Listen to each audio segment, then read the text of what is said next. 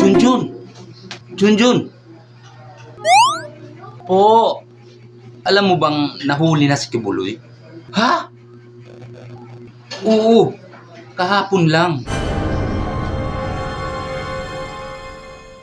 Nako, nalintikan na. Bakit? Paano ko mababayaran yung mga naghukay? Umasa kasi ako na ako ang makakahanap sa kanya. Patay kang bata ka. Problema mo ngayon yan. Kaya nga po eh.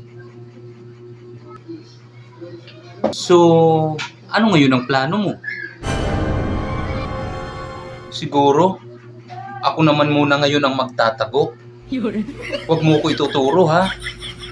Alis na ako.